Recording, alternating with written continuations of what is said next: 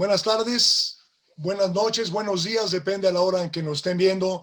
Me da muchísimo gusto a nombre de la Academia Nacional de Arquitectura darles la cordial bienvenida a esta quinta conferencia del ciclo de conferencias del 2021, en donde nos vamos a referir al patrimonio, a nuestro patrimonio mexicano.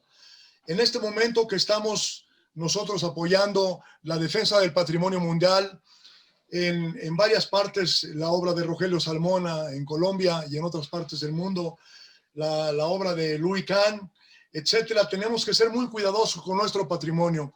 En esta ocasión es un cartel de lujo encabezado por el entusiasta Enrique de Anda y desde luego con un cartel de lujo en donde tenemos a Margarita Segarra, que está recién desempacada de Roma, desde luego con el cariño que siempre vemos a Lolita Martínez Orralde, que desde que fue nombrada académica, ahora está más activa con nosotros, lo cual nos da muchísimo gusto. Está también el arqueólogo Pedro Francisco Sánchez, bienvenido Pedro, y es un honor tenerte con nosotros. Y desde luego nuestro querido amigo de toda la vida, Sergio Saldívar Guerra, que ha tenido tantas y tantas tan valiosas experiencias con Roberto Meli, con Enrique Santoyo, en la Catedral Metropolitana, el Palacio Nacional, el Recinto de Juárez y muchísimas otras obras que son el cuidado de nuestro patrimonio. Yo hago la referencia a que Juan Villoro dice que nuestro patrimonio son las piedras que hablan. ¿Y qué otra cosa tan importante es decir que las piedras que nos dicen la historia, la memoria histórica de lo que nosotros hemos sido, la historia como también la dice atinadamente Octavio Paz, nuestro premio Nobel de Literatura 89, que la arquitectura es el testigo insobornable de la historia? Creo yo que esta quinta conferencia de este ciclo de conferencias de la Academia Nacional de Arquitectura, que está viva, que está vibrante, que está demostrando que hay mucho que hacer, mucho que defender y mucho que apoyar. Le voy a pedir yo al arquitecto Antonio Gallardo, Toño Gallardo, secretario de la Academia, sea tan amable de hacer la presentación de nuestros ponentes, nuestros conversadores y sobre todo, reitero, mi agradecimiento a Maya Segarra, a Lolita, al arqueólogo Pedro Francisco Sánchez, desde luego a Sergio Saldívar y especialmente a Enrique de Anda por el entusiasmo que ha puesto para poder organizar este quinto conversatorio de la serie del 2021. Adelante, Toño Gallardo, por favor. Muchas gracias. Buenas tardes. Bienvenidas y bienvenidos y un gusto estar con ustedes. Voy a presentar una breve semblanza. Sería difícil hacerla más breve porque hay mucho que destacar de los ponentes que nos acompañan el día de hoy. Dolores Martínez Orralde es arquitecta mexicana, egresada de la Facultad de Arquitectura de la UNAM, con estudios de maestría en arquitectura también en la UNAM, miembro de la Asociación Mexicana de Arquitectas y Urbanistas y amante del café, del cine y la música mexicana. Ha participado representando a México y al Instituto Nacional de Bellas Artes y Literatura en distintos foros nacionales e internacionales, en eventos vinculados con la conservación del patrimonio y la puesta en valor de la arquitectura mexicana.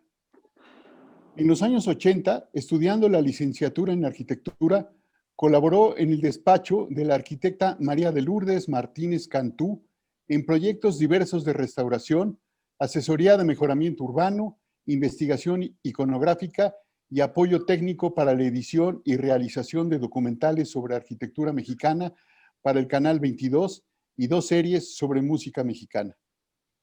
Desde 1984 inició su colaboración en el Instituto Nacional de Bellas Artes y Literatura en la Dirección de Arquitectura y Conservación del Patrimonio Artístico Inmueble, en el Museo Nacional de Arquitectura, en los montajes de diversas exposiciones y colaborando en investigaciones especiales en los archivos particulares de los arquitectos José Villagrán García, Enrique del Moral, Enrique Yáñez de la Fuente y Carlos Obregón Santacilia, entre otros arquitectos mexicanos, incluyendo la realización de actividades paralelas para la divulgación y puesta en valor del patrimonio moderno en México. Actualmente ocupa el cargo titular de la Subdirección General de Patrimonio Artístico Inmueble del Instituto Nacional de Bellas Artes y Literatura. Bienvenida, Lolita. En un momento más se unirá con nosotros también en este evento la arquitecta María Margarita Segarra Lagunes. Nacida en la Ciudad de México, obtiene su título de arquitectura en la Escuela Mexicana de Arquitectura de la Universidad La Salle, aquí en México, en 1985. Ese mismo año es becada por el gobierno italiano para especializarse en el Architectural Conservation Course y en el curso Conservation Preventive Dans le Musée, en el International Centre for the Study of the Preservation and Restoration of Cultural Property en Roma. En el año 2000 obtiene el doctorado en Historia y Conservación del Objeto y Arte de Arquitectura en la Universidad de Roma III. Desde 2008 es investigadora de tiempo completo y profesora de restauración arquitectónica en la misma universidad.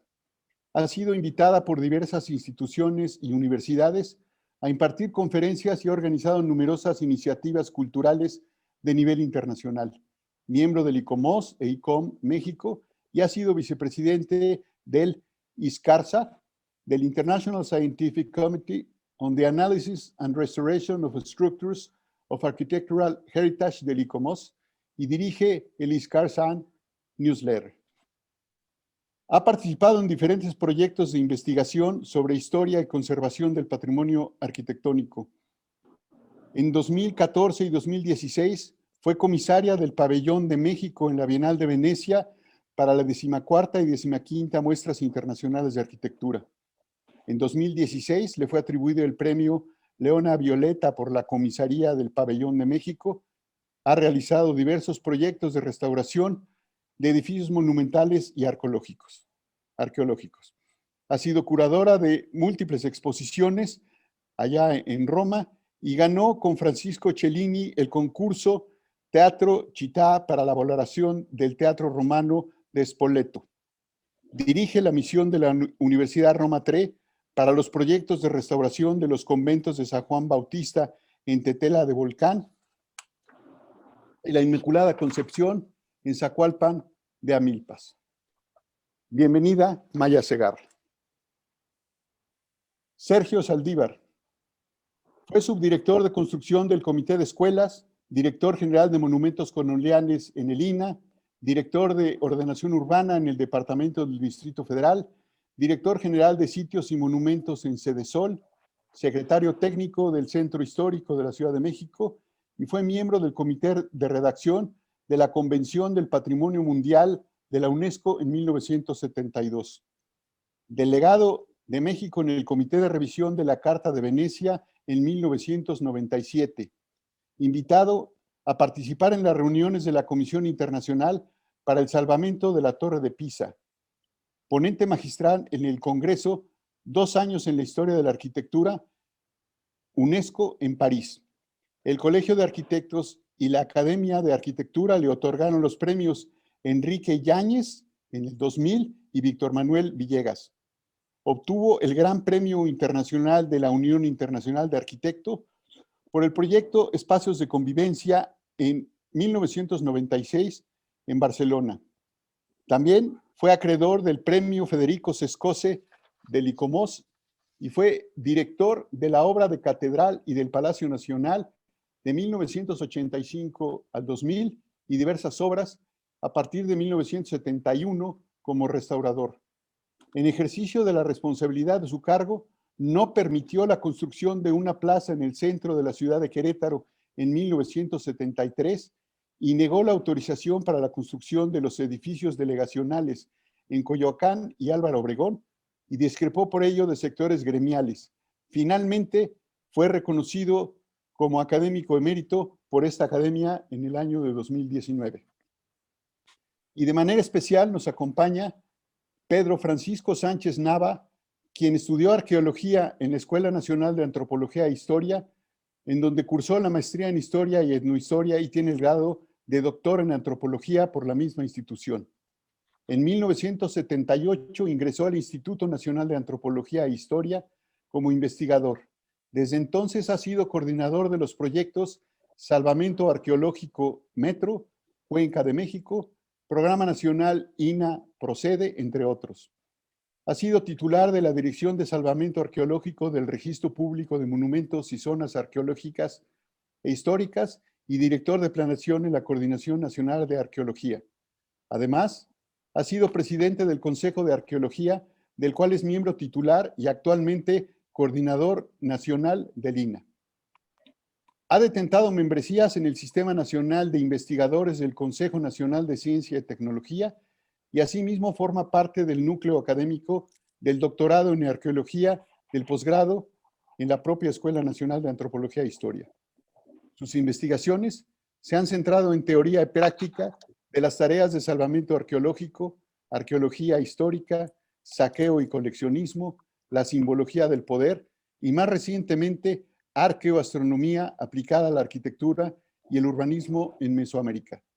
Su producción académica comprende más de 6 libros, una treintena de artículos publicados en México y en el extranjero y una mención honorífica en el premio Alfonso Caso 2015 del INAH.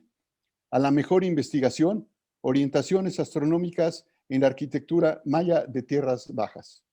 Bienvenido.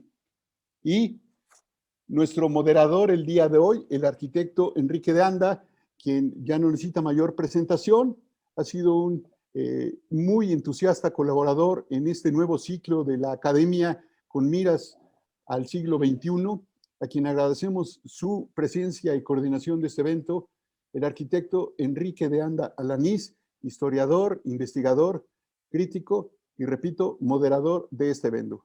Bienvenidos. Adelante, Enrique. Muchas gracias, Toño. Buenas tardes. Con muchísimo gusto vamos a iniciar esta mesa redonda, este conversatorio, en donde he invitado a, desde luego, amigos, pero también más que eso en este momento, a especialistas en cada una de las materias. Si se dan cuenta, estamos tratando de abarcar con un abanico desde el horizonte prehispánico, pasando por la etapa virreinal, el moderno y también la circunstancia internacional, con la intención de tener nuevas visiones sobre este problema que a todos atañe y que, bueno, pues hay muchísimas maneras de entenderlo, muchísimas maneras también de terminar con el patrimonio, nuestra obligación ética como arquitectos, como historiadores, en mi caso, pues es tratar de establecer posiciones críticas, de coadyuvar a que esto no sucumba, de dar siempre apoyos, visiones, pero sobre todo mantener una posición crítica que tiene que ver con el que están haciendo todas las instancias, el sector privado, los usuarios mismos y el gobierno. La dinámica que hemos propuesto es, vamos a dar la palabra a cada uno de nuestros invitados, 5 minutos en 2 rondas, una primera ronda cada uno 5 minutos, una segunda ronda cada uno 5 minutos, después haremos una breve intervención colectiva y después al final daremos 10 minutos para que el público que nos está siguiendo pueda también hacer sus intervenciones. Empezaríamos en orden cronológico por la antigüedad del patrimonio, por la parte prehispánica, por la parte mesoamericana, para la cual hemos invitado a un especialista que tiene que ver también con asuntos de arquitectura, enfocándolo desde el punto de vista científico, que es el caso del arqueólogo Pedro Francisco Sánchez. Yo le lanzaría este primer comentario para ver cómo lo puede desgranar él, qué nos puede decir. Antes que nada, suplico que sí nos mantengamos dentro de la disciplina de los 5 minutos para no provocar que esto se vuelva un asunto cansado, no provocar que esto se vuelva un asunto de monólogo, sino que todos tengan la oportunidad de comentar.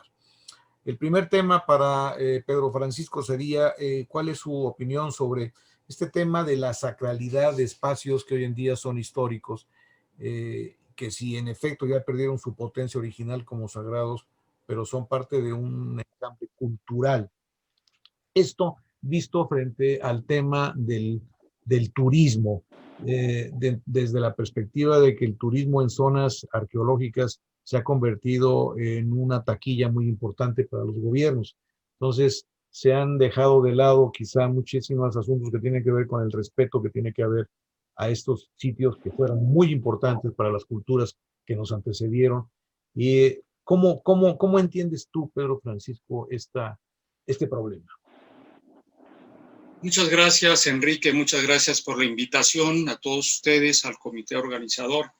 Bueno, en realidad debemos partir porque el patrimonio arqueológico es muy singular, toda vez que por determinación de ley es patrimonio de la nación, inalienable e imprescriptible, pero sabemos bien que la letra escrita no garantiza la conservación. En ese sentido, desde que el INAH fue creado hace 82 años, una de las piedras angulares de esta fundación fue el tema de la divulgación. En ese sentido es que en el instituto vemos el tema de la apertura de zonas arqueológicas a la visita pública en aras de poder divulgar el conocimiento generado. Claro que esto es de por sí, la apertura de una zona arqueológica implica una gran responsabilidad. Yo siempre he dicho que abrir una zona arqueológica es como tener un hijo. Y hay hijos buenos y hay otros hijos que nos salen ahí medio especiales, pero a todos hay que mantenerlos. Entonces, a la fecha tenemos 193 zonas arqueológicas y una paleontológica. De estas 193, no todas tienen patrimonio edificado, pero sí la gran mayoría, toda vez que durante muchos años se privilegió la exploración de zonas monumentales. Entonces, en esta apertura de estas zonas arqueológicas, pues cuando las piensa uno es maravilloso, como los hijos, cuando las gesta uno es increíble, cuando nace uno es felicidad, pero ahora hay que mantenerlas.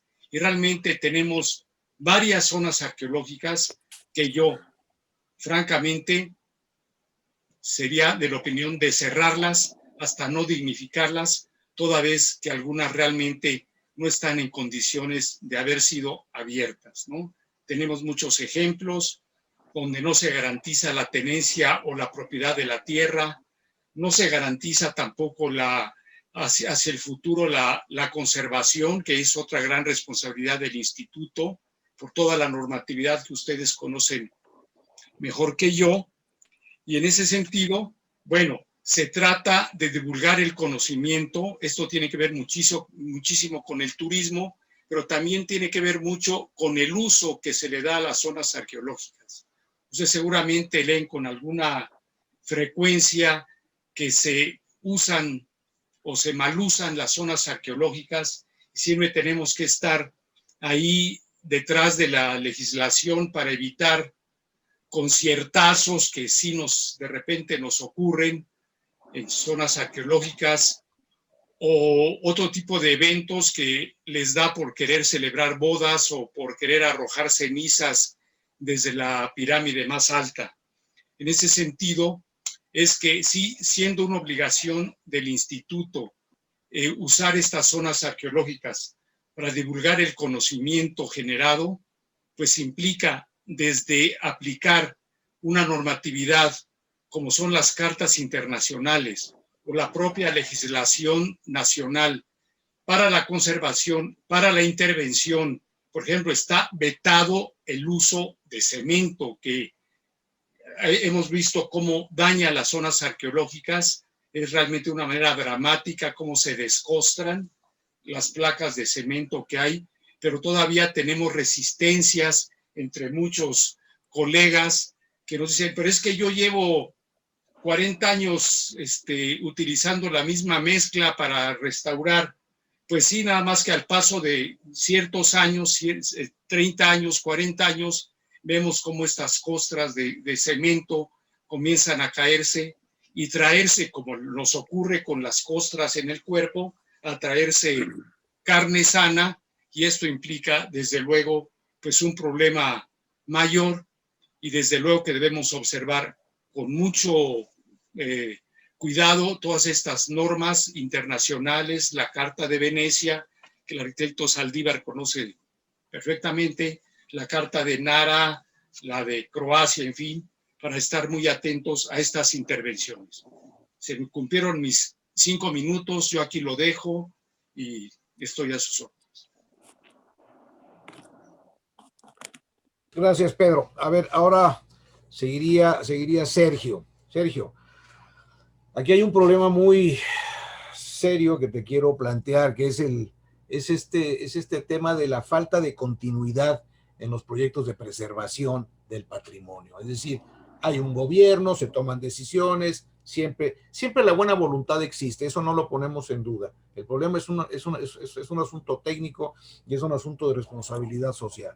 Se toman decisiones y llega el siguiente gobierno y las cosas se cambian a veces diametralmente. Y entonces muchas veces vuelven a empezar, muchas veces toman otro tipo de decisiones. Bueno, desde luego que la solución sería que hubiera continuidad, pero con tu experiencia en el medio, ¿qué problemática encuentras tú de fondo en esto? Bueno, saludos a todos. Efectivamente, entiendo muchos problemas. Bueno. Sí, te escuchamos. Entiendo muchos problemas y uno de ellos es que me lleva a ser una actitud sobre todo crítica. Tenemos que ser más críticos sobre las actuaciones de los institutos responsables. Creo que tienen el momento y la oportunidad ahorita de hacer un análisis autocrítico de su estructura y de su funcionamiento.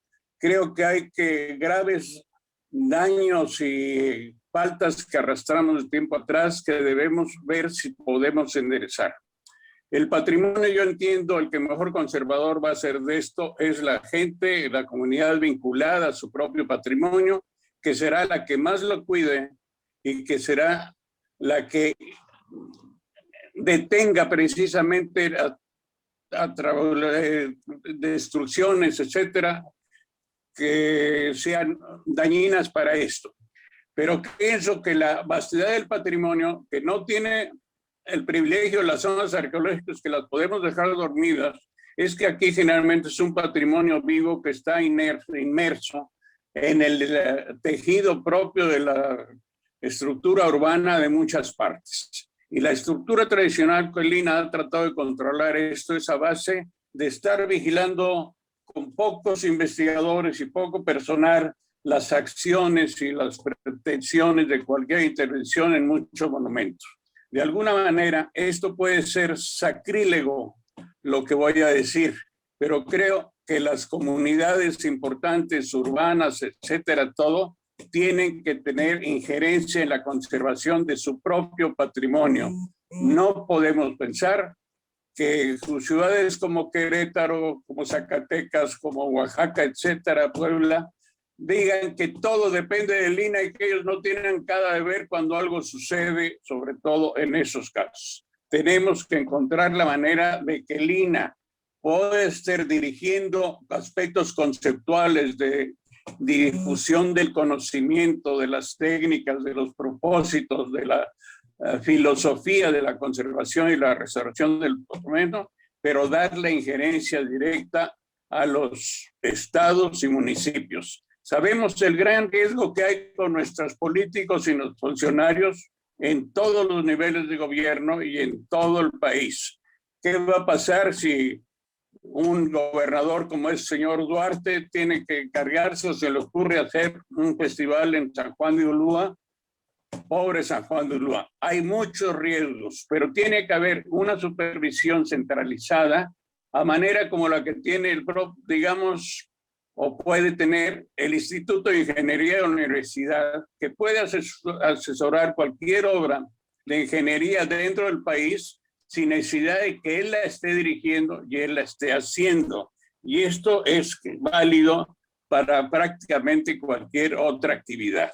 Ha habido una serie de procedimientos dogmáticos, tradicionales, que se están adoptando y se siguen adaptando simplemente como una receta de cocina para decir que con eso se está restaurando con toda ortodoxia y todo. Y yo ya estoy muy preocupado que se siga hablando de la baba de nopal, de la lumbre y el jabón para la impermeabilización, de mezclas de materiales extraños, etcétera, y que son muy curiosos y que pueden ser interesantes. Pero el instituto tiene que abandonar esas posiciones e incursionar en el estudio científico de la química y de los productos de la construcción, que tienen todas las necesidades que podemos buscar en eso. Hay incluso una situación paradójica.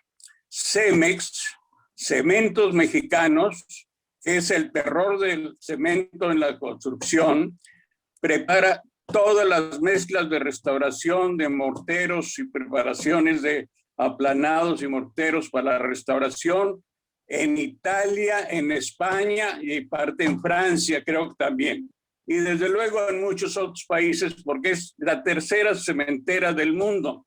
Y todo lo que produce para los trabajos de restauración no los produce en México porque no les permite el INAH que se difundan esos productos y estén ahí. Quién sabe qué pase, pero yo creo que hay ingresos, estudios químicos o aditivos químicos de mucho tipo para hacer morteros de cualidades muy diversas, según incluso el problema que se tenga que restaurar, que no es lo mismo.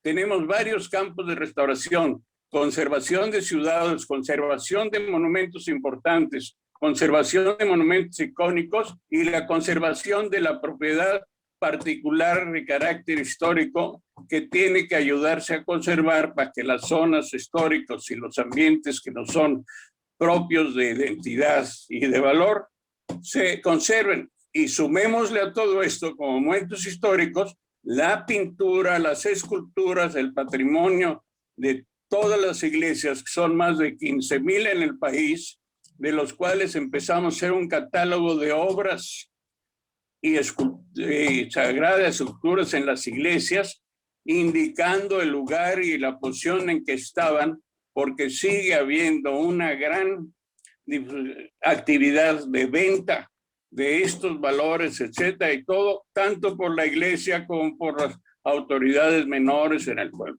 El problema tiene muchas facetas, es muy largo, y yo siento una gran preocupación de que esté el INAH en una concha todavía, continuando con políticas de hace 50 años o más, sin haber aportado nuevas. Tenemos como ventaja únicamente ya que ha habido un gran interés de las comunidades y tenemos ya en redes sociales, en divulgación de periódicos, divulgación de obras, etcétera, y todo, que están afirmando mucho el valor y la vinculación de la comunidad a su patrimonio. Hace 50, 60 años esto era muy escaso. El propio Manuel Toussaint simplemente dirigía oficios a la Secretaría de Hacienda, al delegado de Hacienda en tal pueblo, que hiciera favor de ver qué estaba pasando en Tlacochaguaya o en tal pueblo. No pasaba de allá la intervención de los organismos y del INAH. Actualmente esto se ha avanzado y ya hay una comunidad muy vigorosa, con buena voluntad, con intenciones de proteger el patrimonio, a la cual se ha vinculado por una o por otra causa, quizás gracias al INAH también, esto es lo paradójico, con este patrimonio. Recuerdo que gentes como Federico Sescos, cuyo premio lleva su nombre y es síntoma de prestigio para todos, que lo primero que dijo cuando yo lo conocí fue: Sergio, por favor, no dejes que venga el INAH a Zacatecas. Esto es una experiencia de hace 50 años, pero que yo vería con mucho interés que evolucionara a nuevas políticas y nuevas políticas urbanas y nuevas políticas del INAH y del INBA, desde luego, también. Creo que son 5 minutos, esto es muy breve, no podemos ser más. Gracias, Sergio. Dolores, ¿cómo resolver la contradicción de que el patrimonio cultural moderno en México muchas veces es propiedad de particulares? La gran mayoría de las piezas son de particulares. El gobierno tiene injerencia sobre muy pocas piezas y la injerencia que tiene también es muy relativa porque, bueno, tampoco hay recursos para... El gran problema siempre es los recursos económicos y ahora todavía con mayor razón. Pero a ver, esta contradicción que ya sabemos que tiene que ver con el tema legal, pero desde tu experiencia y digamos, hablando en corto, ¿qué es lo que propones? Sobre todo, ¿qué es lo que propones? O sea, las modificaciones a la ley las hemos pedido hace muchísimos años y es un tema que yo creo que tampoco se va a dar en los próximos años. Pero a ver, entonces, en los fines prácticos para la defensa del patrimonio moderno, ¿cómo ves la circunstancia? Bueno, pues muchas gracias. Primero, buenas tardes a todos. Y bueno, pues que le decía yo antes que empezara la sesión de manera formal, pues me tocaron las preguntas más sencillas, ¿verdad? Porque bueno, yo la verdad en cuanto a la pregunta que haces, Enrique, más que una contradicción, fíjate que yo considero que es todo un reto, que es un factor hasta de interés, una oportunidad y es una realidad, como bien dices, el abanico de la producción arquitectónica del siglo XX, pues del patrimonio moderno es muy vasto. Tenemos una gama de sistemas constructivos, de materiales, de colores y sabores a lo largo del territorio, que eso nos permite, yo lo veo así como un área de oportunidad para poder trabajar en este conocimiento y en esta premisa que siempre manejamos de conocer para conservar. Yo creo que ese es el primer reto que tenemos como instituciones y como todos los actores involucrados, ¿no? El conocimiento de esta producción arquitectónica a lo largo del territorio, porque si no acotamos de alguna manera esto que queremos conservar, pues difícilmente vamos a poder fortalecer las herramientas de la conservación. Y algo que también menciona Pedro y que estoy muy de acuerdo es el tema de la divulgación. Si no trabajamos esta conciencia y este trabajo de conocer para conservar, pero con ejemplos prácticos y directivos dirigidos a la comunidad, a la sociedad civil y de sumarlos al ejercicio de la preservación. Entonces, este trabajo, que además de ser apasionante, pues la herramienta de la identificación es fundamental. Esta prisa que a veces encontramos en muchas direcciones de querer borrar esta memoria, sobre todo en la problemática del patrimonio reciente, ¿no? El público o la comunidad puede identificar muy bien pues los monumentos históricos, la iglesia, el gran monumento de tal ciudad o de tal colonia, pero los más recientes son los que difícilmente tenemos esta sensibilidad para entender el compromiso que requiere la conservación, ¿no? Entonces, trabajar en una promoción de patrimonio artístico, pero con una visión de sustentabilidad y cambiar un poco este chip de que también se puede ser una inversión redituable, el rescate y puesta en valor de este patrimonio moderno. El dar la vuelta de que a algún propietario particular que tenga su casa catalogada como por el INAH o por el INBA, que deje de ser una maldición y que diga, no, ¿cómo hago para hacer reversible esta catalogación o esta identificación? ¿Qué hacemos como autoridades, como colegios, como comunidad, el hacer esta reversión del concepto de patrimonio artístico para que sí sea un elemento sustentable, un nuevo ingrediente, ¿no? Si una propiedad privada, considero, tiene un valor patrimonial, ese debiera ser el plus y el incentivo para su conservación, pero tenemos que dar esta idea de conservación no como una idea estática, no con esta conservación ortodoxa de vamos a ponerle un capelo y que no le toque el aire porque va a ser intocable. Entonces, ¿cómo hacer esta manera de incentivar una conservación dinámica, una conservación que genere en una inversión patrimonial, en donde también se considere que el dejarle una ganancia al propietario, al inmueble, pero también a la ciudad y al territorio? Porque yo creo que tenemos que valorar el patrimonio moderno no de manera individual, sino los contextos urbanos donde están insertos. Si identificamos los territorios en cuanto a la diversidad que tenemos al norte o al sur o al centro del país, pues la riqueza es invaluable, pero tenemos que saber generar estos detonadores, estos ejemplos que se vuelvan una especie de contagio para que sí sea real esta promoción del particular de querer conservar el inmueble, ¿no? Entonces sí tenemos que ser instituciones claras y sobre todo generar esta información pública tanto para la gestión, porque también entendemos a veces es un viacrucis el tema de los permisos para saber si está catalogado o no el inmueble, el cómo lograr esta información, esta infografía patrimonial que es difícil, pero fíjense que el ejercicio de la pandemia, al menos a nosotros, nos ha dado varias experiencias.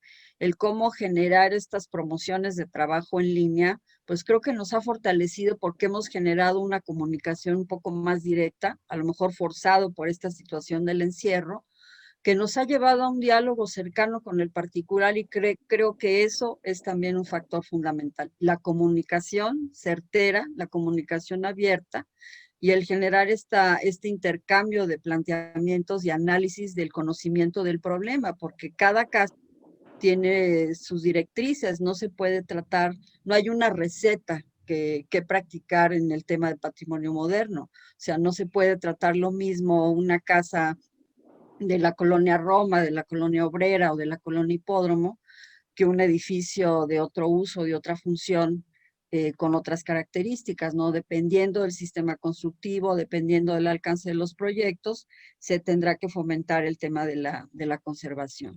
Pero también otro factor que consideramos es el trabajo y fomento por una cultura arquitectónica, la educación patrimonial en todos los niveles educativos. Difícilmente vamos a poder hacer algo si no tenemos esta conciencia de la educación, y no es posible que los temas de patrimonio se traten en la academia o en las escuelas como temas opcionales, o hasta que llegues a una maestría o a algún posgrado te empiezan a dar nociones de patrimonio y entonces el estudiante de licenciatura pues sale queriendo hacer proyectos como Zaha Hadid o como Ray Koolhaas, pero difícilmente sabe quién es Enrique del Moral o quién fue Mariscal, o en fin, o sea, el conocimiento cotidiano del patrimonio reciente pocas veces se difunde con claridad, ¿no? Entonces, trabajar con esta claridad de la divulgación, pero también de las reglas claras de las instituciones, la herramienta fundamental del catálogo, de las actualizaciones, y que además este inventario, estas identificaciones, te permitan escalar a distintos niveles de gobierno e impulsar también la participación ciudadana. En muchas colonias, en muchos barrios, esto ha empezado a fomentarse ya desde hace rato, ¿no? El interés de la ciudadanía por su patrimonio. Y como por ahí ya también se dijo, si el patrimonio, la comunidad es la dueña de ese patrimonio, no es de las instituciones, ¿no? Entonces, el incentivar el interés por la comunidad, yo creo que es parte de las tareas pendientes que tenemos que trabajar los institutos y los diferentes actores en temas de patrimonio moderno. Gracias, Dolores. Pues mira, de alguna manera hiciste el comentario también sobre la segunda pregunta que te pensaba yo hacer. Entonces, qué bueno que ya que este panorama ya quedó completo. Ahora vamos con el aspecto internacional, Maya. ¿Qué nos comentas tú con la experiencia que tienes del día con día sobre las nuevas miradas? El asunto técnico siempre va evolucionando, tiene que ver con fórmulas, tiene que ver con materiales, pero lo que es interesante son las miradas, cómo se enfoca, cómo se está viendo el tema de la preservación patrimonial, sobre todo en Italia, que es el lugar en donde tú te mueves. ¿Cuál es la importancia que se le da estratégicamente? ¿Cuál es la relación con el turismo, que es un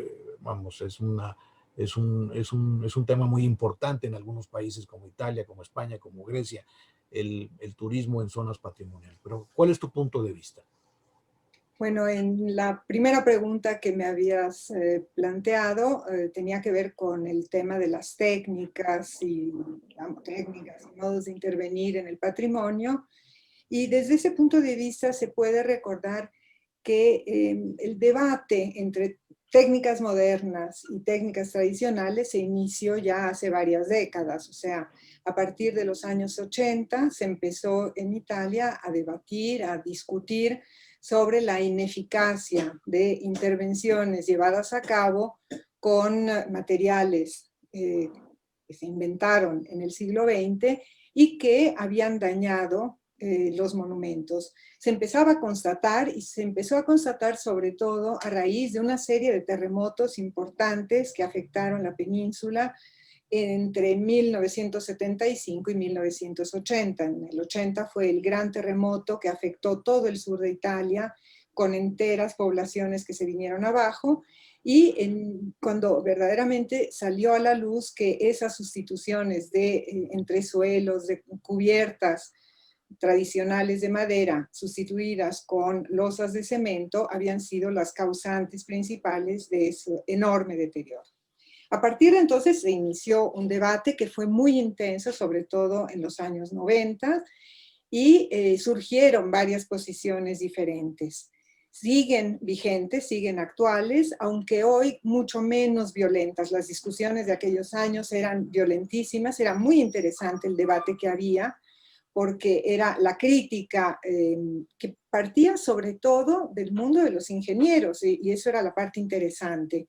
Los ingenieros que de pronto empezaron a constatar precisamente lo que sus colegas habían llevado a cabo en monumentos y que estaba dando tan malos resultados. Hoy yo creo que se trata de conciliar las dos posiciones. Hay una mayor conciencia sobre el hecho de que muchos materiales que se utilizan en la restauración deberían ser comprobados mucho más tiempo, porque ese fue el gran problema.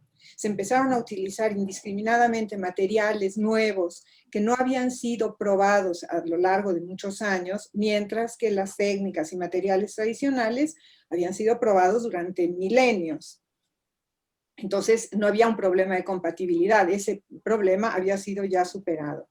Y hay una mayor conciencia sobre este tema. Pasando a la segunda pregunta que me hacías sobre el turismo, había preparado unas imágenes, pero no las voy a presentar. Era una serie de artículos de periódicos en donde se hablaba del tema de la presión turística. Y con una pequeña dosis de cinismo, podría decir que la pandemia por ahora ha detenido ese problema, que se había convertido en un verdadero cáncer de las ciudades históricas y de las ciudades de arte. O sea, Venecia, con 90,000 personas que desembarcan en un día de las grandes naves, de los grandes transatlánticos, de los cruceros, o bien el Coliseo con 7, 8 millones de visitantes por año, con puntas de más de 3.500 visitantes al mismo tiempo en el Coliseo, es algo verdaderamente insostenible, es algo que no podía ya continuar de esa manera. Claro, el problema ahora es la economía, porque todo eso ha sido el resultado de una apuesta que se hizo, y lo que es curioso es que fue una serie de leyes que se emanaron, sobre todo en Roma, por ejemplo, pero también en Venecia, y es el hecho de ir liberalizando algunas leyes que habían equilibrado durante mucho tiempo, durante muchas décadas, el uso específico de los inmuebles. Claro, todo aquello que suponga limitar la libertad del propietario se convierte inmediatamente en una discusión política, en una instrumentalización política. Pero, por ejemplo, había leyes que protegían a los inquilinos, protegían el hecho de que las rentas de los inmuebles en los centros históricos no se pudieran aumentar de manera libre a discreción del propietario, sino que tenían que seguir una especie de control. Había un control sobre el uso para espacios comerciales que tenían que seguir manteniendo ese uso, aunque cambiaran de propietario, y de pronto esa liberalización llevó a que todo el centro histórico de Roma sea ahora una pizzería, tiendas de souvenirs para turistas, habiendo perdido todas las tiendas, digamos, las tiendas incluso de primera necesidad. O sea, Lo que hace es que la gente, los habitantes de esos centros históricos, escapan, huyen del centro histórico porque no soportan esa presión de millones y millones de visitantes, de turistas, entre otras cosas, y lo que digo es, yo sé que es muy impolítico, de gente absolutamente maleducada, de gente que no le interesa en realidad la ciudad de arte. Van porque pueden disponer de un vuelo muy barato, de hospedajes muy baratos y digamos, pueden llegar fácilmente con un vuelo a pasar un fin de semana en Roma. ¿Cuáles son algunas medidas que se han propuesto? Por ejemplo, Barcelona ha propuesto la creación de una serie de hoteles absolutamente fuera del centro histórico y con un número limitado. En Venecia, en Milán, en Roma se han aplicado impuestos para los turistas. No son suficientes, obviamente, porque quien ha pagado un vuelo para llegar desde México a Venecia, pagar 10 euros de impuesto no le supone absolutamente un sacrificio. O quien paga 20 euros de entrada al Coliseo, obviamente no va a renunciar a ir al Coliseo, aunque le cobren 30 euros, porque si ha llegado hasta Roma, lo que quiere es ver el Coliseo. Las políticas, digamos, las posibles alternativas es la diversificación de los recorridos turísticos, el llevar un poco afuera de ese centro histórico, que es la meta directa de los turistas, llevar el interés de esos turistas, de esa gente que visita Roma, a otras zonas periféricas, de manera de diversificar un poco los itinerarios turísticos y sobre todo descentrar un poco la atención en el centro histórico para que no todo esté concentrado en los centros históricos. Creo que por ahora nos podemos detener aquí. Gracias, Maya. A ver, regresamos al tema de la arquitectura mesoamericana con Pedro Francisco. Me parece que está en el ánimo de todos el problema del turismo. A mí particularmente siempre me ha inquietado mucho y ahora con mayor razón. Pero también hay el asunto de la generación de conocimiento que tú habías mencionado anteriormente como algo que era pues, muy importante también, ¿no? Con independencia de la reglamentación que ahora nos dice, por ejemplo, Maya, que ha habido un proceso de liberación, que es lo cual significa un proceso de revisión y de adecuación y de actualización. Con independencia de eso, ¿qué es lo que se debería de hacer, Pedro? Porque una cosa es lo que marca la ley orgánica para los institutos y otra cosa es lo que estamos viendo en el día con día y en la cotidianeidad, en donde yo vuelvo a insistir mucho en esto. Las zonas arqueológicas se ven como puertas al turismo nada más. Si la gente se invita a que la gente vaya, a que la gente celebre, pero hay muy poca información. Y tampoco podemos pensar en que la gente al entrar a Chichén o a Teotihuacán, que son las zonas indiscutiblemente más visitadas, tenga que pasar por un propedéutico para poder entenderlo. O sea, este es un asunto que tiene que ver con educación. Pero a ver, ¿cómo ves las cosas desde tu óptica de funcionario que está al frente de esta problemática en el día con día?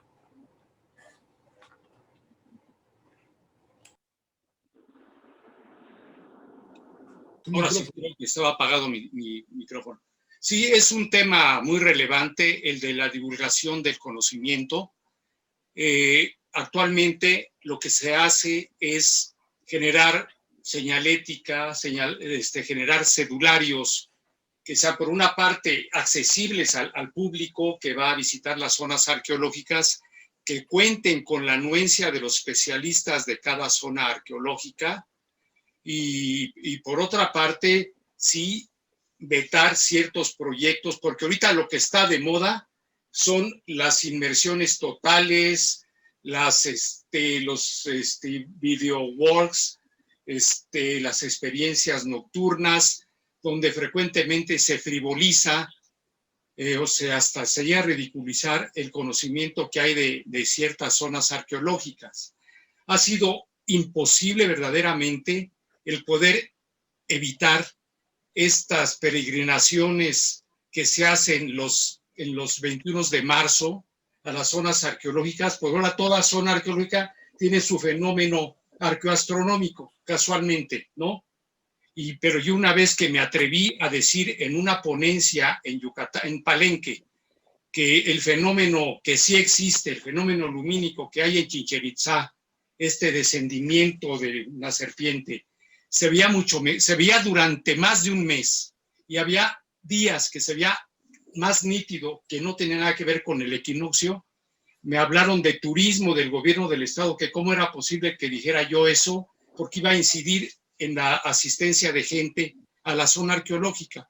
Y pues están mal, lo que tienen que hacer es inaugurar la temporada de avistamiento de este fenómeno, que dura más de un mes, ¿no?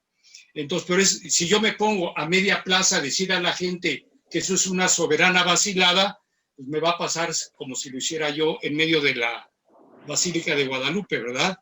Entonces, lo hacemos de manera cotidiana, lo hacemos a través de los cedularios, lo hacemos a través de otros medios de divulgación y buscamos contener definitivamente todo este tema de estas modas que hay, de tecnologías muy adelantadas, que lo que hacen es únicamente pues, dar un escenario distorsionado de lo que implica cada zona arqueológica. Entonces, esfuerzos como eso tienen que ver con que se divulgue de manera cierta los valores culturales de cada zona arqueológica, que no incidan de ninguna manera en la conservación del vestigio edificado, que sean totalmente reversibles y por otra parte también que no sean un negocio privado. Eso tiene que ser un esfuerzo, digamos, público de alguna institución de carácter público, educativo, y así se ventila y se le da cauce a esta situación.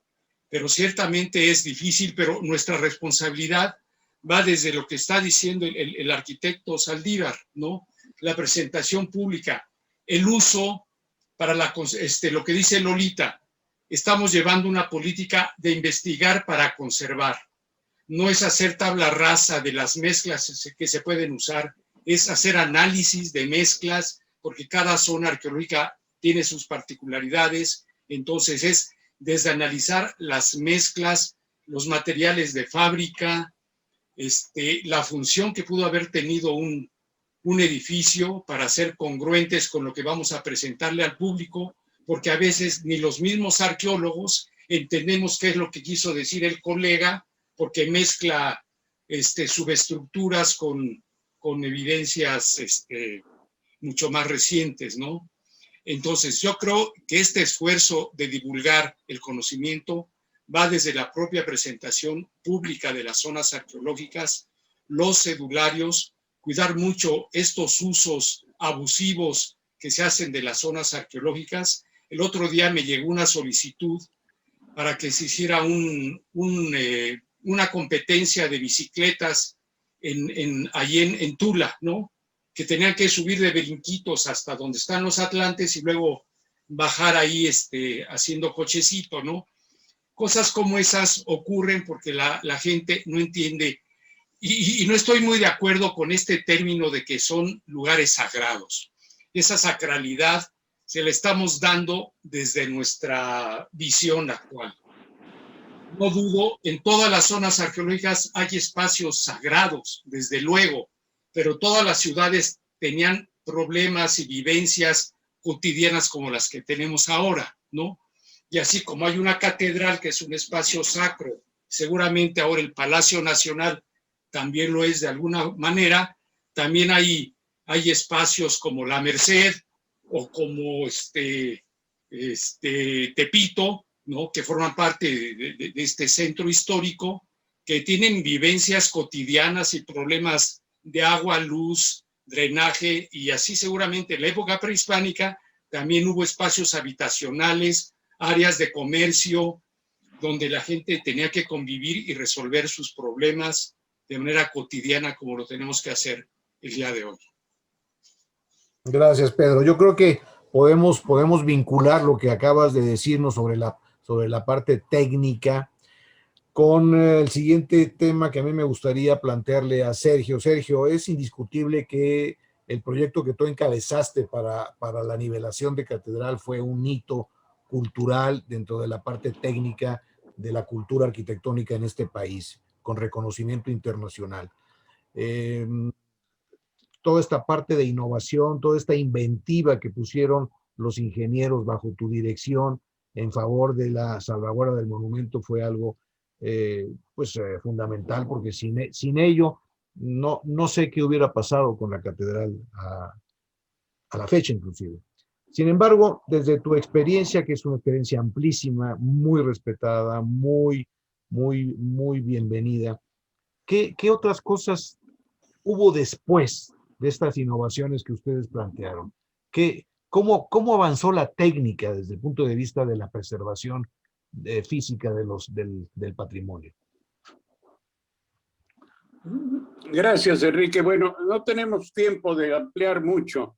El problema está que desde el punto que tú lo ves ahorita, creo que no hay un problema sistematizado de estar reciclando las experiencias y analizar lo que se ha hecho, que debe ser una tarea propia de los institutos, lo que se hizo bien y lo que se hizo mal, cómo se han comportado los materiales nuevos, la química pertenece o no pertenece a la restauración, cuáles son los aspectos y lo que va a hacer el Paraloy 44, no sé, por allá, o los fluidizantes y endurecedores de las cales, el concreto, el uso de la cal, que es vastísimo y tiene 1000 de facetas. Yo quisiera tocar en 2 o 3 minutos 3 o 4 renglones más. Uno, ¿en qué consiste la conservación?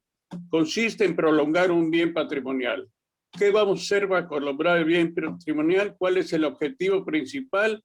Conservar el valor cultural del que es portador el bien, y que este valor cultural que corresponde a la cultura y la época que se realizó pueda ser fácilmente bien comprendido por el espectador, por el público. Si hay necesidad de nuevos usos de ciertos edificios, ciertos elementos, o agregar lámparas, baños, electricidad, etcétera, y todo, tiene que hacerse con respecto a este valor. Y el principal valor es que se entienda que pertenece a otra cultura y que tiene una transmisión de un proceso cultural. Esto implica que no debe abrirse demasiado el espectro de la intervención en impulsos a la creatividad plástica personal, a la inquietud artística muchas veces del arquitecto o de los restauradores, que magnífico que tengan talento y tienen muchos aspectos de detalles de las obras de incorporación que tienen que ser muy gratos y muy bien hechos y con buena construcción. El estudio por otro lado, tenemos que llevarnos también a que todo esto es un problema de educación desde 1000 facetas de muy diferentes. Y por otro lado, el patrimonio vernal, etcétera, tiene un gran peligro, por un lado, que es la especulación urbana. Los grados de especulación urbana son tremendamente fuertes y poderosos. Esto tiene muchas manifestaciones en todo el patrimonio arquitectónico vivo. ¿Cómo vamos a hacerle? Pues se ha podido hacer algo en la medida que las comunidades han ido incrementando su vinculación con el patrimonio.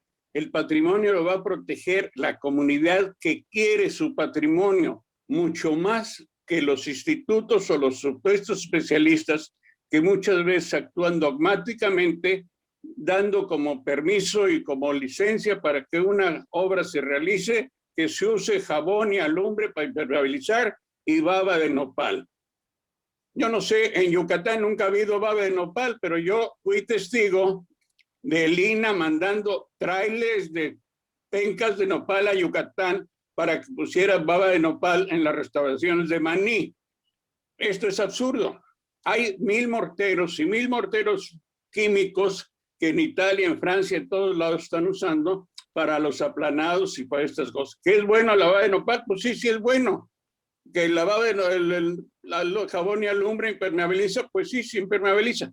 Pero eso no quiere decir que nos cerremos a analizar y estudiar con tranquilidad y científicamente con los principios de reversibilidad de todos los materiales que se usan, evitar esas cosas. Miren, los problemas que nacieron, que mencionaba Maya, nacen principalmente de la incorporación de elementos y piezas de concreto como estructuras portantes que tenían módulos de la ciudad muy distintos a las construcciones de mampostería y piedra, y se peleaban cuando había cualquier movimiento, sismo entre una y otra, y acababa la estructura de concreto sacudiéndose como un perro el agua al monumento. Todas estas cuestiones han pasado, tiene que haber educación y tiene que haber unos principios muy estructurales. Y el INAH tiene que buscar la manera de no ser dogmático y aprender a impulsar, a sugerir, a propiciar que la gente persiga la restauración como un beneficio y no tenga que llegar a ella saltando obstáculos porque está sufriendo la pérdida de un patrimonio y de un ingreso en casas que están en los centros históricos. Tenemos además de 15,000 iglesias, monumentos por ley, cantidad de arquitectura civil, etcétera y todo, y piezas de pinturas, retablos, etcétera y todo en las iglesias. En todo esto hay una serie de principios bien. El bien debe perseguir, conservar el mensaje cultural. Y todos los arquitectos, lo podemos ver en el propio Colegio Nacional, un magnífico arquitecto, pues hizo una obra que es muy bonita, todo el mundo está muy contento, sobre todo el Colegio Nacional de Grandes Instrumentos, porque tienen un maravilloso auditorio, tienen un jardín donde se pueden poner todas las copas y las botellas cuando hay ceremonias o cuando hay festejos, aunque desde el punto de vista restauracional nosotros podemos pensar algo que no estuvo muy bien, destrozar todo el edificio para hacer un auditorio. El auditorio es magnífico, funciona y todos los miembros del Colegio Nacional están encantados. Y Teodoro González de León es uno de los grandes arquitectos que ha tenido este país. Es ícono de nuestra arquitectura por muchos sentidos, pero el problema está, ¿cuál es el principio? ¿Cuál es la filosofía? ¿Y cuál es el propósito que se tiene a la hora que se va a intervenir un edificio de esta naturaleza? Tenemos por eso bloqueados simplemente en la Ciudad de México el convento de la Santísima, los restos del convento de la Merced, que es uno de los mayores valores de nuestra arquitectura de la época. Tenemos la Casa Grande en el centro de Oaxaca. ¿Qué hacemos? Hay que revisar y tener autocrítica para establecer procedimientos adecuados. Muy bien, muchas gracias. Termino aquí. Gracias, Sergio. No hay tiempo, ya me percato que no hay tiempo. Sí, yo creo que lo que podemos hacer es, dado que ya tanto Dolores como Maya ampliaron un poquito su comentario, podemos hacer una intervención, si les parece, global. Yo sugeriría esta cuestión, que es la que todos han tocado de alguna manera, la participación social en los procesos de preservación de la arquitectura y la asignación de valores culturales, que es algo muy importante que acaba de decir Pedro Francisco, es decir, sobre todo los bienes históricos de origen mesoamericano tienen otra visión del significado cultural, porque no tenemos el antecedente, hay muy escasos antecedentes de cuál fue el uso y significado que tuvieron en su momento. En el caso virreinal es distinto porque hay una religión y hay un modelo social que viene desde el virreinato y puede ser entendido. Entonces, la asignación de valores culturales es distinta en cada caso. Entonces, a ver, ¿qué es lo que ustedes piensan sobre preservación, sobre la intervención social, la participación de la academia, que es muy importante, y de los gremios, y la asignación de valores culturales en los bienes? ¿Quién quiere hacer algún comentario? Tendríamos 10 minutos sobre esto. Aquí sí, agradeciendo que como nos quedan 10 minutos, pudieran ser más rápidas las intervenciones. A ver, Pedro Francisco pide la palabra, empezaríamos con él, y después Maya. Sí, muy breve para que todos podamos expresar. Realmente la experiencia que tenemos, y lo hemos dado seguimiento, es que a las comunidades que están en los entornos de las zonas arqueológicas no les interesa tanto la sacralidad de la zona, Algunas sí hacen ceremoniales y sí reconocen ciertos valores ancestrales, pero muchas veces lo que les interesa es la taquilla. Entonces, en ese sentido, lo que estamos haciendo es fomentar modelos para que las comunidades que están en esos espacios se integren bajo ciertas actividades de prestadores de servicios a obtener algún tipo de beneficio del turismo que llega a las zonas arqueológicas. Estamos preocupados, por ejemplo, ahorita en el modelo que se va a generar con el Tren Maya, porque van a llegar mucha gente, no iba a emplear otro término, iba a llegar mucha gente a zonas tan conflictivas como Tulum o como el propio Chichén o Uxmal. Entonces tenemos que generar nuevos espacios para la visita pública, también hacer estudios de capacidad de carga, si no se van a desbordar estos visitantes en perjuicio del propio patrimonio. Desde luego, generar estos modelos lo estamos haciendo a partir de estudios de las comunidades, porque yo les garantizo, hemos participado en ciertos ejercicios con las comunidades a propósito de esta obra, y realmente no les interesa mucho la zona en sí, sino qué ganancia les puede generar, y esto se puede hacer de una manera muy cuidadosa y totalmente válida. Es importante. A ver, Enrique. A ver, dame un segundo, Sergio. Maya había pedido la palabra, después Dolores, y después te la damos a ti. Claro. Por favor, Maya. No, yo lo que quería decir muy brevemente es que cuando se entra en ese tema de la comunidad, se entra en un terreno muy pantanoso, porque con la comunidad se definen muchas cosas y a veces son totalmente diferentes. O sea, una cosa es la comunidad que auténticamente utiliza esos bienes desde muchos siglos atrás. Otra cosa son esas comunidades ficticias que se organizan para, pues para aprovecharse más bien del patrimonio. Yo creo que al final de cuentas, por supuesto, la participación de la comunidad, pero de una comunidad que esté consciente, que sepa cuáles son los valores de su patrimonio y cuáles son las cosas que no se pueden tocar de ese patrimonio, es perfecta. Otra cosa es las decisiones técnicas. Y las decisiones técnicas, en esto yo estoy convencida, que pertenecen a los técnicos, a los especialistas. Cuáles son las formas de intervención, cuáles son las técnicas que se pueden utilizar, de qué manera se puede mantener ese patrimonio. Porque si damos total libertad a las comunidades de intervenir de maneras diferentes en ese patrimonio, se arriesga muchísimo esa conservación. Gracias. Gracias, Maya. Dolores.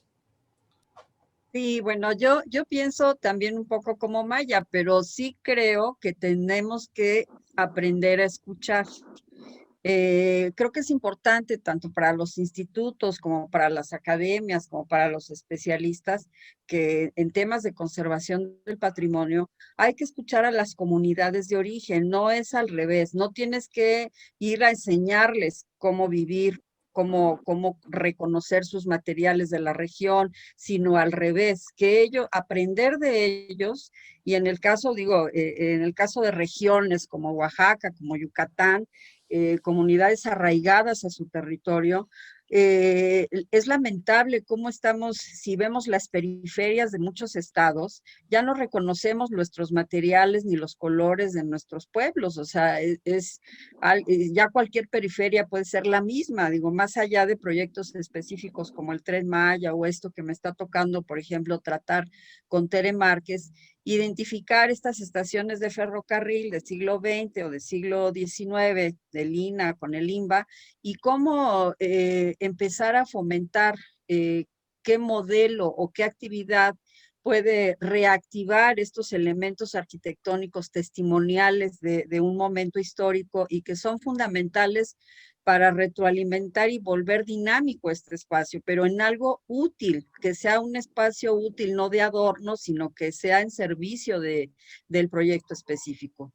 Y yo creo que el escuchar a estas comunidades, pero además aprender a trabajar en equipo, en equipos multidisciplinarios, olvidarnos de el Dios, el arquitecto, porque bueno, están los sociólogos, el historiador, ¿no? Todas estas interdisciplinas que van a sumar a un buen proyecto y a buenas prácticas. Gracias, Dolores. Sergio. Solamente una cosa, Enrique, si me permites, una cosa, Dolores. Claro.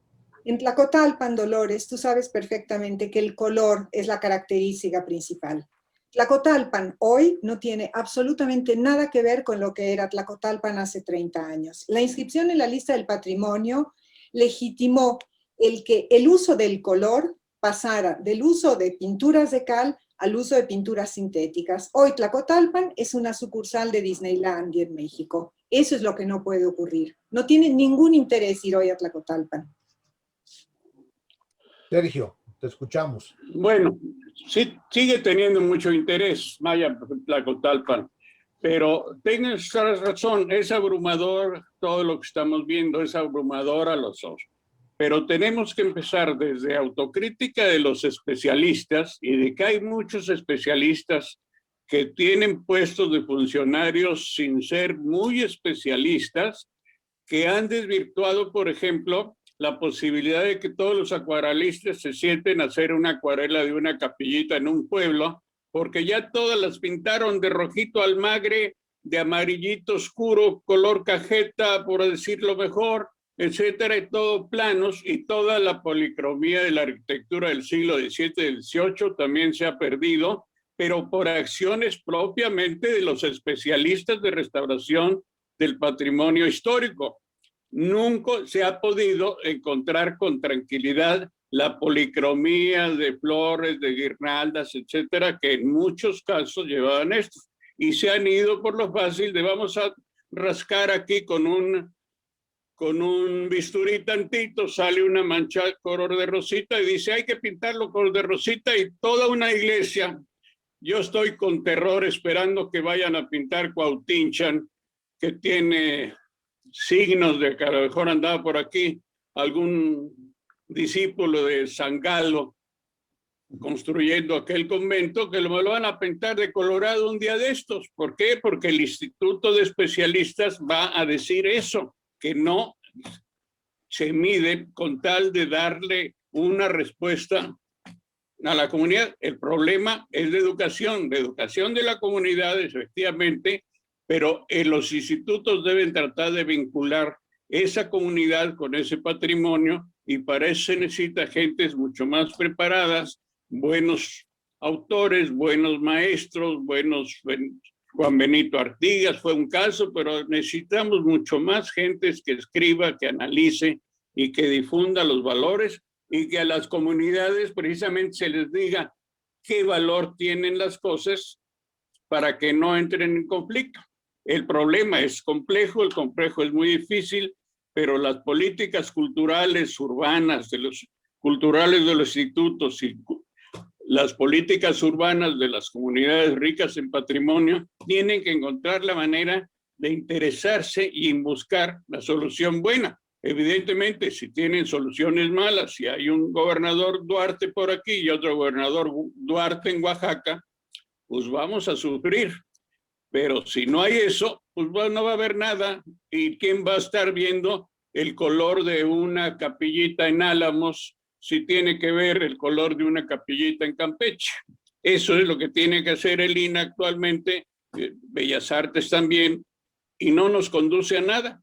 Tenemos que tener una flexibilidad, difusión y encontrar la manera de que estos especialistas, esta especialidad y esta claridad de principios y de propósitos de la restauración, conservar el bien cultural, pues tiene que buscar caminos y más caminos con más y más trabajo en la medida que nos hacemos cuenta de que tenemos más y más patrimonio.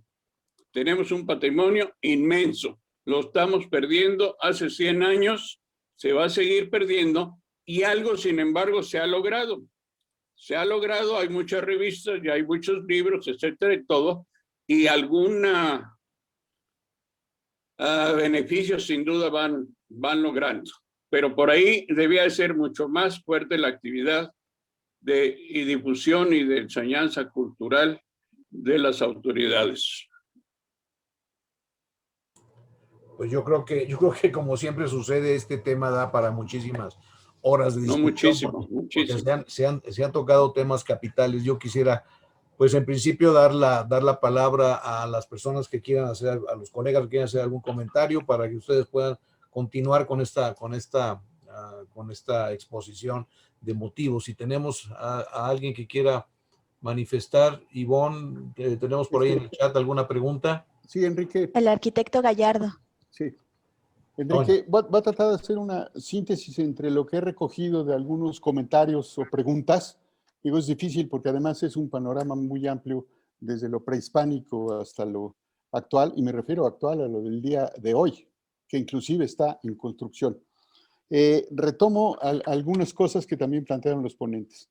Llama la atención el comentario de Sergio cuando habla de ese patrimonio vivo en las propias comunidades o ciudades, que es a veces tan o más importante que piezas específicas.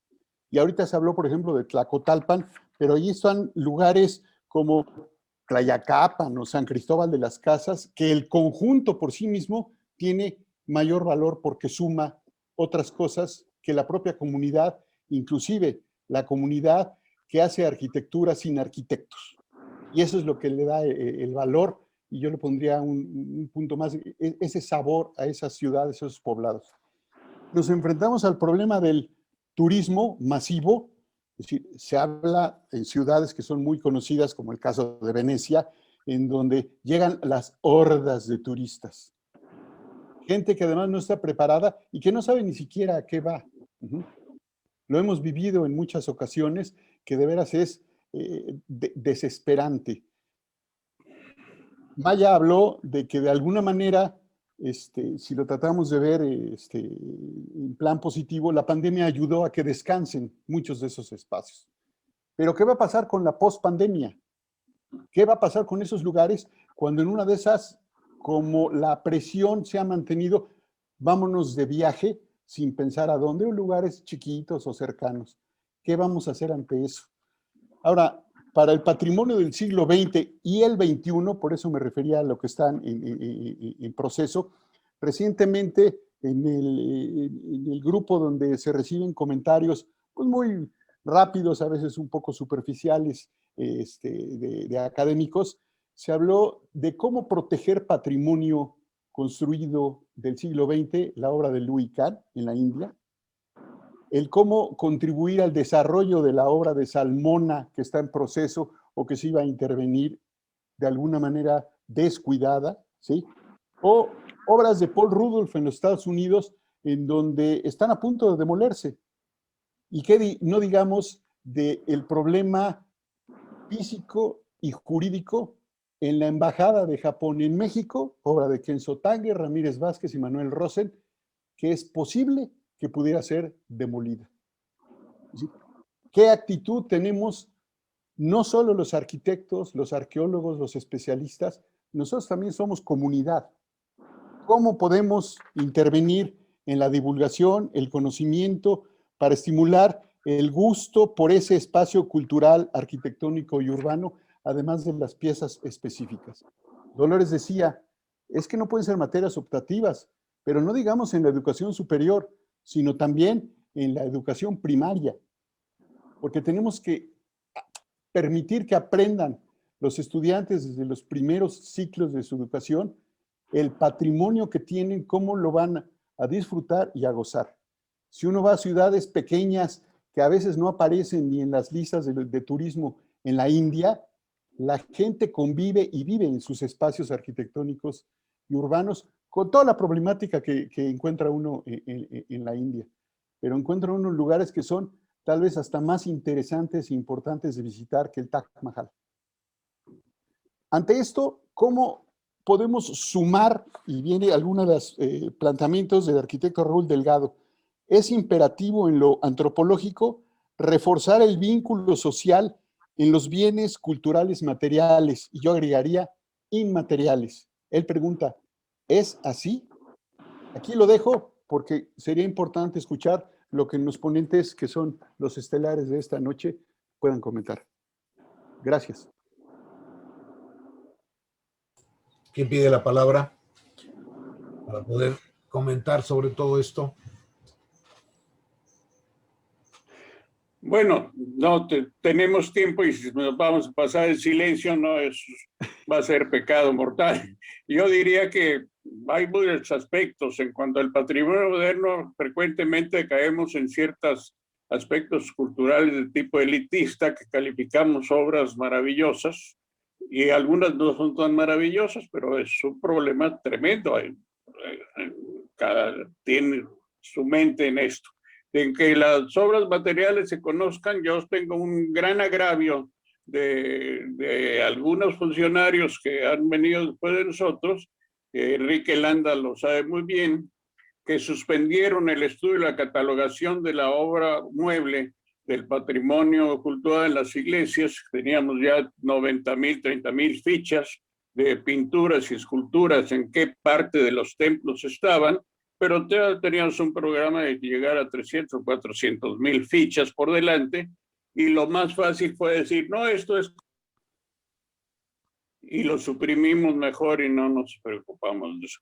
El conocimiento de los cosas materiales, pues se lo dejamos a Artes de México al final de cuentas, que hace una buena labor. Artes de México da a conocer valores del patrimonio mueble como ningún otro elemento, porque lo debía hacer el INAH también, lo debería hacer el gobierno, el instituto, las ciudades, estar publicando valores de su patrimonio, tener tantos periódicos y tanto dinero que se gasta en publicidad política. Las ciudades debían de gastar un poco más en publicidad sobre la conservación del patrimonio, de sus áreas, de sus ciudades, de sus fuentes, etcétera. Pero corresponde precisamente a este cambio de estrategias de políticas públicas. Tiene que haber una política pública mucho más ágil y mucho más despierta, mucho más ágil en esto. Así como se gasta dinero en una ciudad para arreglar un parque, van a arreglar Chapultepec, ojalá no lo destruyan, pero hay peligro que lo destruyan también con alguna idea que brota por ahí. Pero un parque, ¿cuál es la función de gastar dinero en hacer un parque? Pues que la comunidad necesita pasear viendo hierbas y viendo flores y viendo árboles. Es una inversión en beneficio de la salud pública. Pues igualmente tiene que hacerse, qué sé yo, jardines y marcos de dignidad. Todos los conventos del siglo XVI podían tener sus huertas con un poco de hierbas, arbolitos, pasto, para que las comunidades de la región, etcétera, tengan las antiguas huertas como un parque sin necesidad de entrar al convento a deshacerlo. Pero son acciones que se pueden hacer, que se pueden divulgar, que se pueden impulsar con una gente que esté pensando en qué se va a hacer, pero no de lejos en un escritorio, sino conociendo más cerca lo que pasa. Gracias, Sergio. Yo creo que aquí también una buena parte del problema es que ya deberíamos de tener muy avanzado este proceso de la identificación de los bienes, porque es un hecho que va más rápido el proceso de depredación que el proceso de registro. Por otra parte, no es exclusivo de México este tema que tiene que ver con un impulso a la economía desde el turismo malentendido, el turismo como depredador y no como una oportunidad. Y eso pues evidentemente que incide negativamente en el patrimonio en lo que se refiere a los destinos, a lugares históricos. O sea, no es exclusivo de México, pasa también en Italia, pasa también en España. Yo creo que no hay ningún país hasta ahorita, hasta donde yo sé, que tenga realmente una visión distinta a este tema. Y por otra parte también lo que dice ahorita Toño es muy cierto, que va a pasar después de la pandemia, cuando la gente diga, ya podemos salir, ahora sí nos vamos a Florencia, ¿por qué no nos vamos a Venecia? Y porque ahí siempre quise celebrar los 15 años de la Gorda. Entonces ahí van todos a Venecia y ahí llega el crucero, que las fotografías que se ven son verdaderamente dramáticas, los cruceros ocupando todo el horizonte de Venecia, pues porque son estructuras monumentales. Entonces, y la otra cosa también, ligando lo que dice Dolores, de que muchas veces, o no siempre estas materias son obligatorias, sino que se dejan como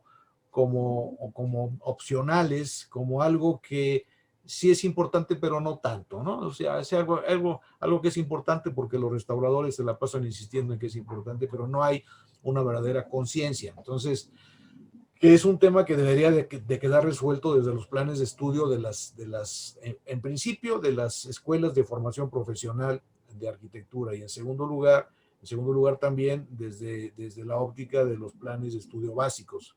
Un colega recientemente amargado, un colega que está dedicado a la gestión del patrimonio, amargado, diciendo que pues el cierre de presupuestos federales para las intervenciones en los sitios patrimoniales, los planes, los estudios, pues está conduciendo a una atonía brutal ahorita, en este momento.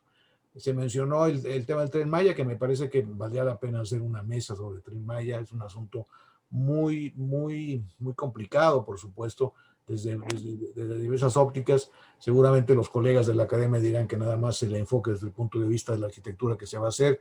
Yo siempre he tenido una visión un poco más generosa en ese sentido, desde el punto de vista de la ecología, desde el punto de vista de las tradiciones, de la cultura, y lo que decía también el arqueólogo, no se han medido las capacidades de sostén que tienen las estructuras, y entonces se permite el acceso brutal. Hace 15 o 20 años que en la Alhambra, por ejemplo, entre otros lugares, hay una cierta capacidad de visita y no puede entrar más gente, y hay que hacer la cita meses antes, y la gente hace la cita, y en México es indiscriminado, entra cualquiera a cualquier hora sin problema, y esto pues evidentemente que daña mucho las cosas. No sé, yo creo que ya andamos muy cercanos a la hora de terminación. Toño, tú eres el que nos dices. Si no tienen inconveniente, tal vez unos 5 minutos finales. ¿Alguien más? Pero si nos pasamos un poco. Maya y Dolores. No, Maya y no Dolores. importa. Y yo tengo uno último al final para Dolores como una inquietud, una propuesta respetuosa. Maya, adelante. Estaba yo reflexionando sobre las diferentes formas de organizar la conservación y la tutela del patrimonio de México con respecto a Italia. Italia tiene una estructura muy potente, que son las superintendencias, que son del Estado, por lo tanto son del gobierno central, que están, digamos, colocadas en diferentes partes, en las diferentes regiones. Y México, bueno, de alguna manera tiene una estructura parecida, pero lo que me parece que podría empezar a reflexionarse es, está claro que ni el INAH, ni el Sitios y Monumentos, ni Bellas Artes tienen la capacidad, ni el personal suficiente, ni el tiempo de actualizar a los funcionarios que se encuentran en las sedes periféricas. Yo creo que lo interesante o lo importante sería empezar a tratar de establecer alianzas de colaboración útil con los gobiernos de los estados, porque normalmente hay contraposiciones ahí. El gobierno del estado está velando por sus intereses, por sus propios intereses, se contrapone al INAH. El INAH no tiene la posibilidad de vigilar todo lo que está ocurriendo en todos sus monumentos.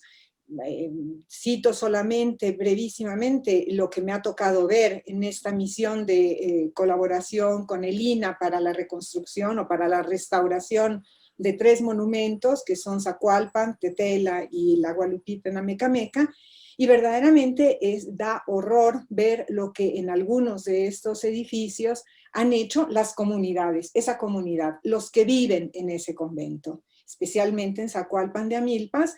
La parte superior, la planta superior del convento estaba utilizada de manera totalmente libre por el párroco, por el vicario, abriendo puertas por donde no es posible, excavando nichos en los muros de carga, Claro, viene el terremoto y obviamente hay consecuencias gravísimas en la estabilidad del conjunto.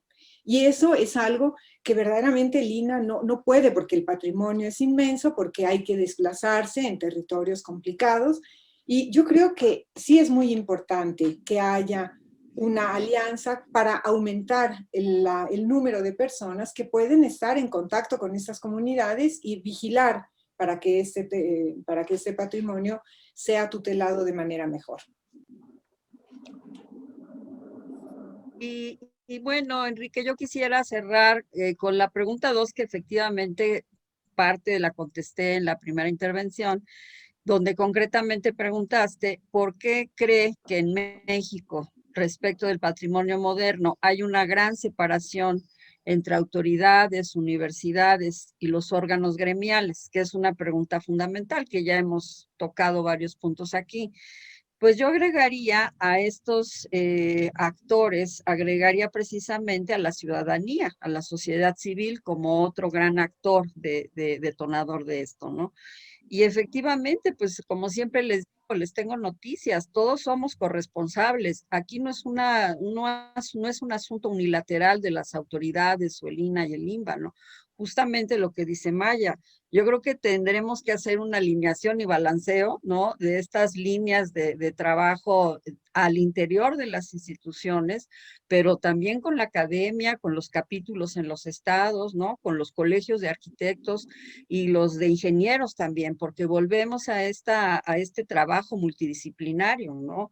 Poco vamos a hacer solamente de una manera unilateral, y yo creo que involucrando a los especialistas, a la sociedad civil, también tenemos que trabajar en esquemas de divulgación a todos los niveles y desde luego con la SEP en la parte educativa, y fomentar estos convenios de colaboración y generar alianzas, pero en diferentes directrices para poder abarcar una mayor conciencia en las diferentes líneas, sobre todo en patrimonio moderno, ¿no? Yo creo que, y debemos de promover el generar cuadros, se nos están acabando los cuadros y esto sí es preocupante, ¿no? Tenemos que fomentar esta parte educativa para tener estas gente preparada, y por ahí yo vi una pregunta que se me hizo un comentario muy bueno, ¿no? Dice, estamos hablando de generar diálogo y divulgación con las comunidades y tal, pero ¿qué pasa al interior de las instituciones? Entonces también trabajar en una actualización de nuestra mentalidad de trabajo, nuevos ejercicios, revitalizando los procesos, ¿no? De gestión, de intercambio, de comunicación, insisto, con los particulares, ¿no? Gracias, Dolores. Toño, ibas a hacer una pregunta.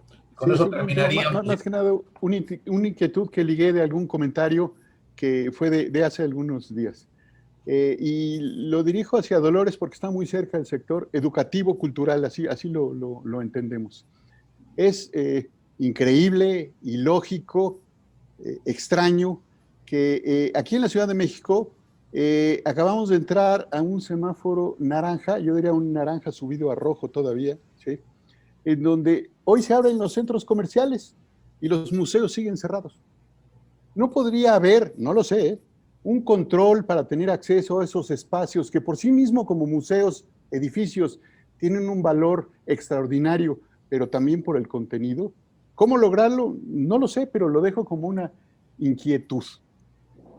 Mira, no. Yo preferiría ir a un museo, al Museo de Antropología, sí, con control, que en vez de ir a alguna tienda departamental. Esa misma pregunta nos hicimos, efectivamente. Mira, lo interesante es que estamos trabajando, y seguramente ustedes lo han visto, en mucho trabajo virtual digital. Eso creo que ha sido muy bueno. La exposición de Modigliani, por ejemplo, la pueden disfrutar en redes con todo lujo de detalles, y yo creo que hasta con más información de la que puedes ver ahí en la misma exposición. Digo, obviamente nada se compara con tener las obras enfrente, ¿no? Pero de verdad se ha hecho un esfuerzo muy grande de cada museo, de trabajo interdisciplinario entre todas las áreas, desde luego con la coordinación de nuestra gente de medios, para generar esta información a la comunidad y sobre todo en esta etapa de pandemia, en encontrar, no saben, la cantidad de material que sale semanalmente en toda esta plataforma digital. Generamos cuadernos bueno, mi gestión de conocer para conservar, las exposiciones virtuales, recorridos en las casas estudio Diego y Frida, la exposición en este caso de Modigliani. En el caso de Lina desconozco, pero yo creo que también tienen estos ejercicios virtuales en la parte de museo, seguramente, ¿no? Entonces, creo que una de las cosas que yo agregaría en el tema de la pandemia es que estamos obligados a una reflexión muy seria de qué medidas vamos a adoptar en diferentes líneas de la arquitectura y el urbanismo y la conservación después de que pase esto, que yo no sé si se llegue a pasar. Esto va a ser paulatino, no se va a acabar de la noche a la mañana. Entonces creo que estamos obligados a dar una respuesta en el sentido de revalorar nuestro espacio público, porque no tenemos de otra, es ahora o nunca. O sea, estos patios de los conventos o de los atrios de las iglesias o los parques, ¿no? Son espacios ya invaluables ahora y que tenemos que fortalecer y ahora sí repensar en el tema de vivienda, los nuevos proyectos del siglo XXI.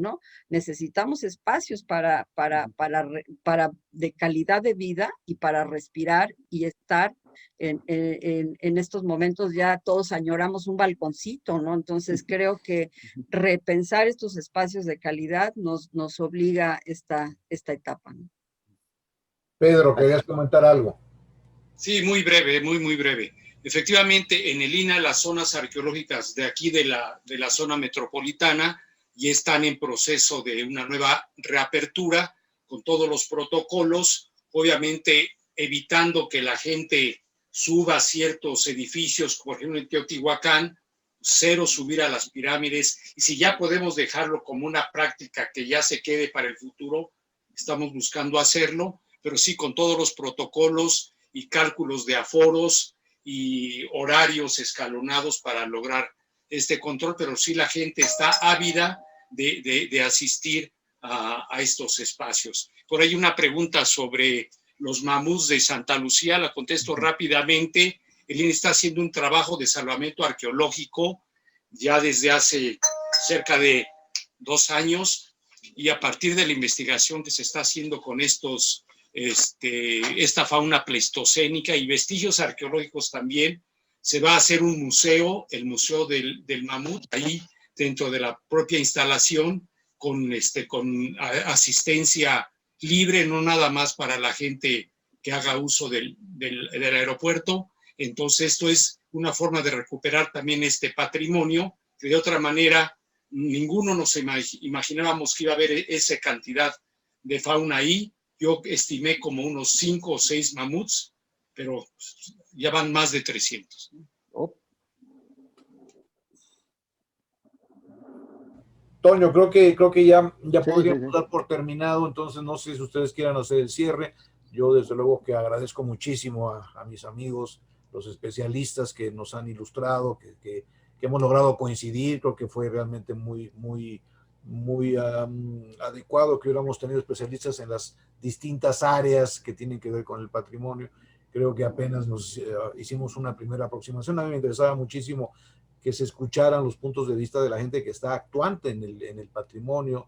Todos los que ahora hemos escuchado están en el día con día con el patrimonio. No es que hayan leído de cómo son las cosas, sino tienen una responsabilidad social vigente, y eso era lo que nos interesaba escuchar de ellos. Yo ya no tendría nada más que decir, excepto agradecerles a todos ellos. Les vamos a transmitir algunas preguntas a nuestros ponentes a través de ti, Enrique, porque algunas son muy específicas de cada una de sus áreas y que también puedan sentirse atendidos quienes nos acompañaron aquí por Zoom o inclusive por Facebook. La presencia de la academia a través de la transmisión en Facebook Live es importante, porque además, y eso lo pueden comentar ustedes como una promoción, puede ser repetida. Es una transmisión posterior en donde estoy seguro que tendremos un enorme número de visitas y de reproducciones, porque allí queda para consulta no nada más de la academia y no nada más del gremio de los arquitectos, sino en general de la sociedad. Ha habido eventos en donde ya hemos tenido reproducciones de las conferencias de más de 20,000, porque además esto trasciende nuestro propio país, lo cual cumple con el objetivo de la academia de conocer, reconocer y dar a conocer. Muchas gracias a todos ustedes, y el cierre queda a cargo del arquitecto Reigadas, quien también informará de los próximos eventos que ya están programados. Gracias, Enrique. Muchas gracias a ustedes por estar con nosotros. Ya no hay mucho que decir. El tema da para muchas cosas. Hemos aprendido mucho de ustedes y la realidad es que dentro de los participantes ha estado Raúl Delgado Lamas, Carlos Cruz Rodea, gente que ha estado muy ligada con el patrimonio, con la conservación, y como lo dijo y lo señaló Gallardo hace un momento, esto es una situación de educación. A mí en lo particular me preocupa mucho la reducción de los presupuestos a los institutos. ¿Cómo? Tenemos que defenderlos, las academias, los colegios, los gremios, tenemos que defender precisamente que a esos institutos tan importantes que están cuidando el patrimonio de todos los mexicanos no se reduzca como se están reduciendo los presupuestos. Porque definitivamente, como lo dijo Gallardo, sí es un asunto de educación desde la escuela primaria, sí, pero yo creo que es más importante educar a las autoridades que son totalmente neófitas en este asunto. Nuestra labor es ocuparnos de educar a las autoridades que no tienen la más remota idea de lo que están haciendo. Hoy en la mañana tenemos un zoólogo al frente de Aeronáutica Civil y mañana tenemos un médico estamos de cabeza en ese asunto. Y ahí tenemos nosotros, las academias, los colegios, los gremios, la necesidad de hacer y educar al gobierno de lo que debe de pertenecer. El patrimonio cultural, el patrimonio arquitectónico es fundamental para la educación de un país como el nuestro. Bueno, y nada más informarles que la sexta conferencia, que es el próximo jueves 25, habla de 3 arquitectas con 3 arquitecturas diferentes. Las mujeres están muy bravas en esta ocasión, están pidiendo la participación y les hemos dado la importancia que deben de tener.